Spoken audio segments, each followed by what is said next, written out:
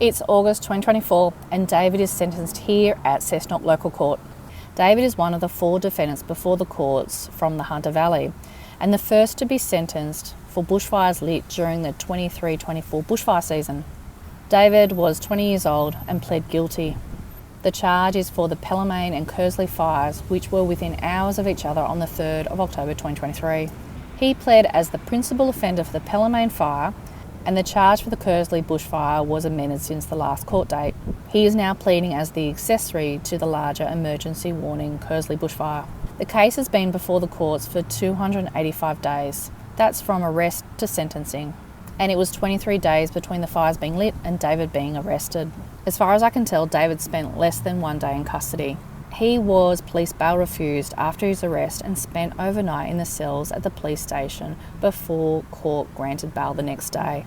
First observation is it felt like just any other court case when David's case is heard about an hour into the morning session after listening to all the traffic offenders who were mostly speeding. The only difference was it started with the magistrate pointing out that this is a very serious offence, but they don't actually say what the charge was. We hear sentencing considerations. These are details that the prosecution and the defence will provide to the magistrate, which they may or may not consider when deciding on a sentence.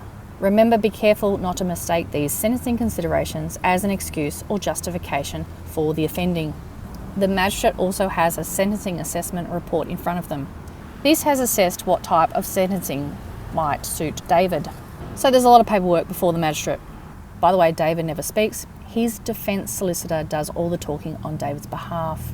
They talk for about 5 minutes and discuss a number of sentencing considerations which fall into 3 general categories. First, David's background, which includes his age, level of education and exposure to high-risk activities at a young age.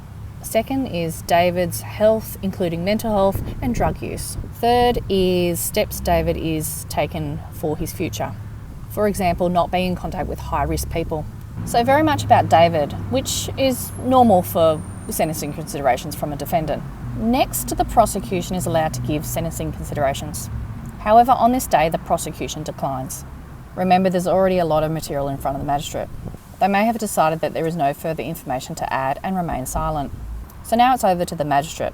As a member of the public sitting in the gallery, it's understandable at this stage you might be starting to question your confidence in the legal system. I just listened to things about David. When do we hear about the bushfire?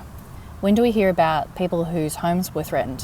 What about the people who were interviewed by that TV reporter after fleeing with her animals? You can hear the fear in their voices.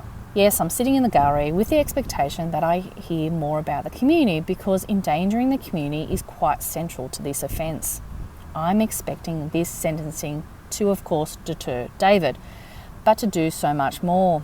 That is to deter the next arsonist from driving to Kearsley and starting a bushfire. It's the magistrate that raises the impact to the community. They start by stating the danger to the community because of David's offending. It's the magistrate that says out loud the details of the bushfire and the actions of David. On the record, the court hears how the fire jumped the road and threatened homes.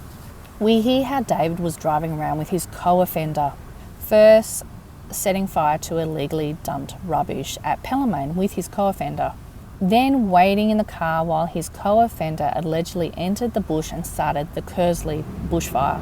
But David's co-accused is not named and his story won't be told today. Of course, Chris is the co-accused. His case is still before the courts.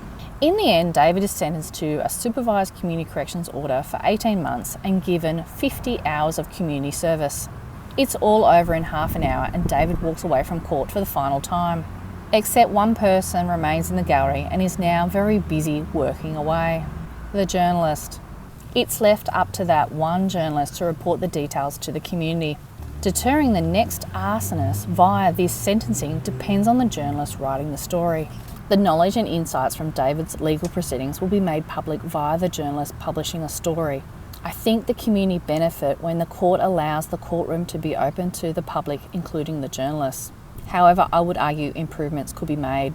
It's hard to hear from the gallery in some courts, including here at Cessnock. I think the community needs the journalists to keep showing up and publishing stories. However, as a reader, please, newspapers, let the journalists write more. The Bushfire Friends is more than just clickbait. It's not a short story. Tell us more of the details. Forget about what you think I want to know. You have the degree in journalism. Go crazy and tell me the whole story. What does the bushfire offence mean for us in the community? What does it say about us as a community? Well, as for deterrence, no pressure, journalists, but you're left to tell the story. So please keep turning up. So yes, I'll be watching out for the journalists when I return in a week to hear the next defendant from the 23-24 season sentenced here at Cessnock Local Court.